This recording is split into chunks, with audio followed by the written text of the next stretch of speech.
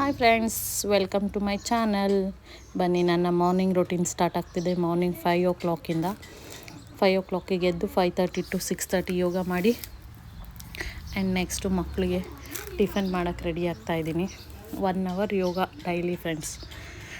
And ಇವಾಗ curtains ಎಲ್ಲ open ಮಾಡಿ ಹಾಗೆ ಮೈಂಡಲ್ಲಿ ಟಿಫನ್ ಏನು ಮಾಡಲಿ ಅಂತ ಒಂದು ಕಡೆ ಚಿಂತೆ ಓಡ್ತಾ ಇದೆ. ಆ್ಯಂಡ್ ನನ್ನ ರೊಟೀನ್ ಏನು ಅಂತಂದರೆ, ಮಾರ್ನಿಂಗು 1 hour ಯೋಗ ಆಗಿದ ತಕ್ಷಣ 1 glass ಹಾಟ್ ವಾಟರ್ ತೊಗೋತೀನಿ ಫ್ರೆಂಡ್ಸ್. ಪ್ಲೈನ್ ಹಾಟ್ ವಾಟರ್ ಅಲ್ಲ, ಅದಕ್ಕೆ 2 ಗ್ಲಾಸಷ್ಟು ನೀರಿಗೆ ಒಂದು ಸ್ಪೂನಷ್ಟು ಮೆಂತ್ಯ ಕಾಳು ಹಾಕಿ, ಅದು ನೋಡಿ ಕಲರ್ ಚೇಂಜ್ ಆಗಬೇಕು.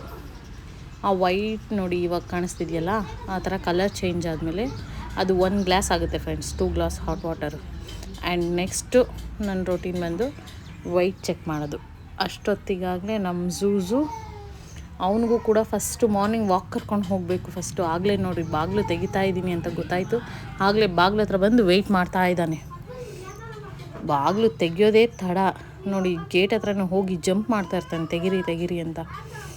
ಆ್ಯಂಡ್ ಇವಾಗ ಝೂಝೂನ ಸ್ವಲ್ಪ ವಾಕ್ ಮಾಡೋಕ್ಕೆ ಬಿಟ್ಟು, ಆ ವಾಕಿಂಗ್ ಟೈಮಲ್ಲೇ ನಾನು ಸ್ವಲ್ಪ ಹಾಟ್ ವಾಟರ್ನ ತೊಗೊತೀನಿ.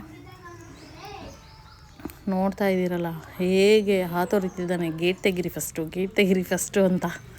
ತೆಗ್ಯೋದೇ ತಡ ಓಡ್ತಿರ್ತಾನೆ ಹಂಗೆ. ಆ್ಯಂಡ್ ಇವಾಗ ನಾನು ಹಾಗೆ ಸ್ವಲ್ಪ ಹೊರಗಡೆ ಬಂದು ಹಾಗೆ ನಾನು ಅಲ್ಲೇ ನಮ್ಮ ಮನೆ ಮುಂದೆನೇ ಹಾಟ್ ವಾಟರ್ನ ತೊಗೋತಾ ಇರ್ತೀನಿ. ಝೂಝುದು ಮಾರ್ನಿಂಗ್ದು ಕೆಲಸ ಎಲ್ಲ ಮುಗಿಯೋ ಅಷ್ಟರಲ್ಲಿ. ಆ್ಯಂಡ್ ಇವಾಗ ಓಕೆ ಪೊಂಗಲ್ ಮಾಡೋಣ ಅಂತ ಥಿಂಕ್ ಮಾಡಿಕೊಂಡು ಇವಾಗ ಖಾರ ಪೊಂಗಲ್ ಮಾಡೋದಕ್ಕೆ ಹೆಸ್ರು ಬೇಳೆನ ಹುರ್ಕೊತಾ ಇದ್ದೀನಿ ಫ್ರೆಂಡ್ಸ್.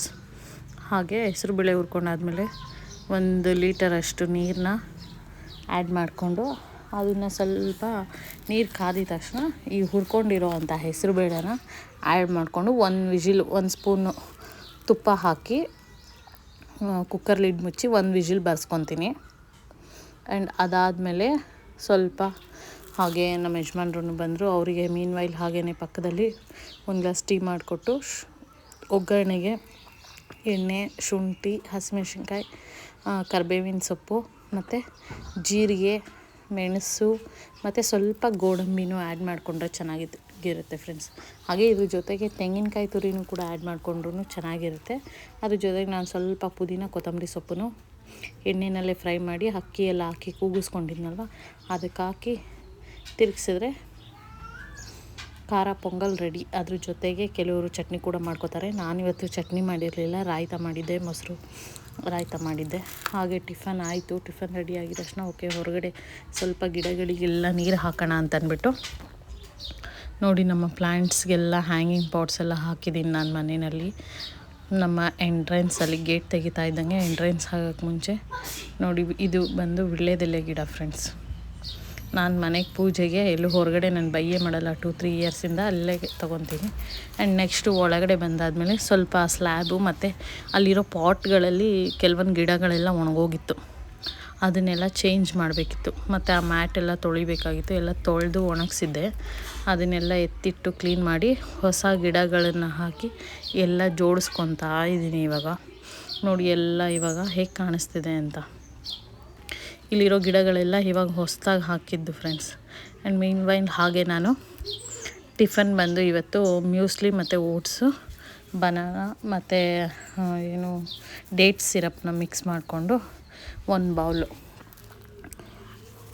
ಓಟ್ಸ್ನ ತೊಗೋತಾ ಇದ್ದೀನಿ ಟಿಫನ್ಗೆ. ಮಾರ್ನಿಂಗ್ ಟಿಫನ್ ಫಸ್ಟ್ ಇದನ್ನು ತೊಗೋತೀನಿ ಫ್ರೆಂಡ್ಸ್. ನಾನು ಸ್ವಲ್ಪ ಇವಾಗ ವೆಯ್ಟ್ ಲಾಸ್ ಮಾಡಬೇಕು ಅಂತ ಅಂದ್ಕೊತಾ ಇರೋದ್ರಿಂದ, ಹಾಗೆ ಇನ್ನು ಮುಂದಿನ ದಿನಗಳಲ್ಲಿ ನಿಮ್ಮ ಜೊತೆ ಅದನ್ನು ಶೇರ್ ಮಾಡ್ಕೋತೀನಿ.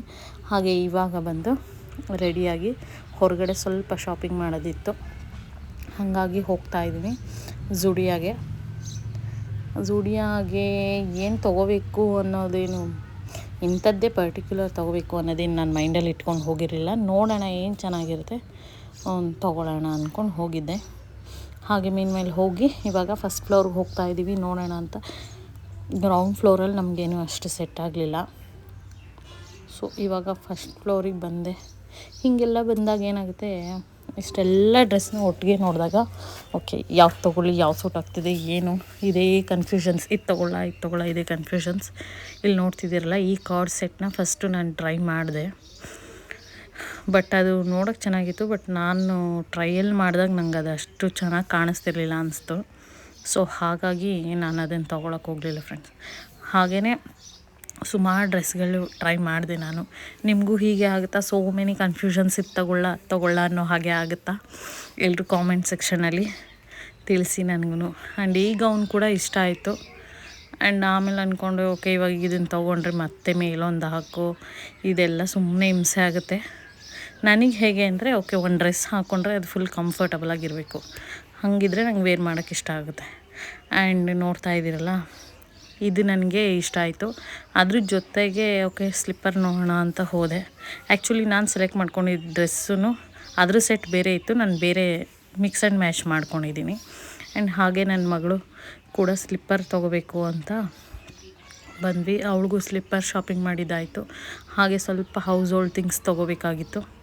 ಹಾಗೆ ಅಲ್ಲೇ ಒಂದು ಸೇಲ್ ಅರೇಂಜ್ ಮಾಡಿದರು, ಅಲ್ಲಿ ಹೋಗಿ ಈ ಮನೆಗೆ ಏನು ಬೇಕೋ ಅದನ್ನೆಲ್ಲ ನೋಡ್ತಾ ಇದ್ದೀನಿ. ಹಾಗೆ ನಿಮಗೂ ತೋರಿಸ್ತಾ ಇದ್ದೀನಿ ನೋಡಿ ಏನೇನು ಸಿಗುತ್ತೆ ಏನು ಅಂತೆಲ್ಲ. ನಾನು ಈ ಥರ ಸೇಲಿಗೆ ಬಂದು ತುಂಬಾ ಒಂದು 2-3 ವರ್ಷನೇ ಆಗಿತ್ತು ಅಂತ ಹೇಳ್ಬೋದು ಫ್ರೆಂಡ್ಸ್. ಬಂದೇ ಇರಲಿಲ್ಲ ನನಗೆ ಎಲ್ಲೂ. ಹಾಗಾಗಿ ಏನೇನು ತೊಗೋಬೇಕು ಬಂದು ನೋಡಿ, ಇದು ಶಾಪಿಂಗ್ ಕಾರ್ಟ್ದು ಟ್ರಯಲ್ ಎಷ್ಟು ಚೆನ್ನಾಗಿದೆ, ಸಖತ್ತಾಗಿತ್ತು, ನಂಗೆ ಇಷ್ಟ ಆಯಿತು ಅದೊಂಥರ. ಬಟ್ ಆದರೆ ಅದು ತೊಗೊಂಡ್ರೆ ಏನು ಯೂಸ್ ಮಾಡ್ಬೋದು ಅಂತ ಗೊತ್ತಾಗಲಿಲ್ಲ. ಸೊ ಹಾಗಾಗಿ ನಾನು ಅದನ್ನು ಬೈ ಮಾಡಲಿಲ್ಲ. ಸುಮ್ಮನೆ ನೆಸೆಸಿಟಿ ಇರೋದನ್ನು ಮಾತ್ರ ತೊಗೊಂಡ್ರೆ ಒಳ್ಳೆಯದು. ನೆಸೆಸಿಟಿ ಇಲ್ದಿರೋದನ್ನೆಲ್ಲ ಚೆನ್ನಾಗಿದೆ ಅಂತ ತೊಗೊಂಡು ತುಂಬಿಕೊಂಡು ಫಸ್ಟು ಸಾಕಾಗಿದೆ, ಮತ್ತೆ ಎಲ್ಲನೂ ಎಸಿಬೇಕು. ಅದಕ್ಕೆ ಸುಮ್ಮನೆ ಯಾಕೆ ಅಂದ್ಬಿಟ್ಟು ಬಿಟ್ಟೆ. ನನಗೆ ಈ ಸರಿ ನಾನು ಫಿಕ್ಸ್ ಮಾಡ್ಕೊಂಡಿದ್ದೆ ಮೈಂಡಲ್ಲಿ, ನನಗೇನು ನೆಸೆಸಿಟಿ ಇದೆ ನಾನು ಅದನ್ನು ಮಾತ್ರ ಬೈ ಮಾಡಬೇಕು.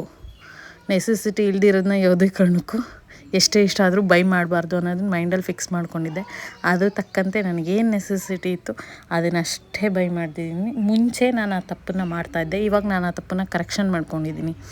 ಸೊ ನೀವು ಹೀಗೇನಾ ಶಾಪಿಂಗ್ಗೆ ಅಂತ ಹೋದಾಗ ಬೇಕಿರೋದಕ್ಕಿಂತ ಜಾಸ್ತಿ ಹೆಚ್ಚಿಗೆ ಬೇಡದಿರೋದನ್ನೇ ಬೈ ಮಾಡ್ತೀರಾ ಹೇಗೆ ಎಲ್ರೂ? ಇದನ್ನು ಕೂಡ ನನಗೆ ಕಾಮೆಂಟ್ ಸೆಕ್ಷನಲ್ಲಿ ತಿಳಿಸಿ ಫ್ರೆಂಡ್ಸ್.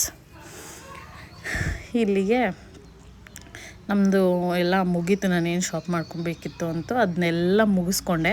ಆ್ಯಂಡ್ ಇವಾಗ ಮಕ್ಕಳಿಗೆ ಸ್ವಲ್ಪ ಸ್ನ್ಯಾಕ್ಸ್ ಕೊಡ್ಸೋಣ ಅಂದ್ಬಿಟ್ಟು ಹೊರಗಡೆ ಬಂದು ಅಲ್ಲೇ ಅವ್ರಿಗೇನು ಬೇಕು ಅದನ್ನೆಲ್ಲ ತಿನ್ನಿಸ್ಕೊಂಡು ಈಗ ನೆಕ್ಸ್ಟು ಮನೆ ಕಡೆಗೆ ಹೋಗೋದಷ್ಟೇ.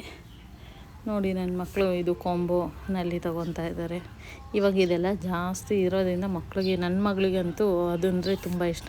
ಆ್ಯಂಡ್ ಅದ್ರ ಜೊತೆಗೆ ಮೋಮೋಸ್ ಅಂದರೂ ಕೂಡ ತುಂಬಾ ಇಷ್ಟ ಅವಳಿಗೆ. ನಗ್ತಿದ್ದಾಳು ಅವಳು ನೋಡ್ರಿ. ಸೊ ಇಲ್ಲಿಗೆ ನನ್ನ ಇವತ್ತಿನ ವ್ಲಾಗ್ ಮುಗೀತು ಫ್ರೆಂಡ್ಸ್. ನನ್ನ ನೆಕ್ಸ್ಟ್ ವಿಡಿಯೋ ಜೊತೆಗೆ ಮತ್ತೆ ನಾನು ನಿಮ್ಮ ಮುಂದೆ ಬರ್ತೀನಿ. ಅಲ್ಲಿವರೆಗೂ ಸ್ಟೇ ಟ್ಯೂನ್. ಬಾಯ್ ಬಾಯ್.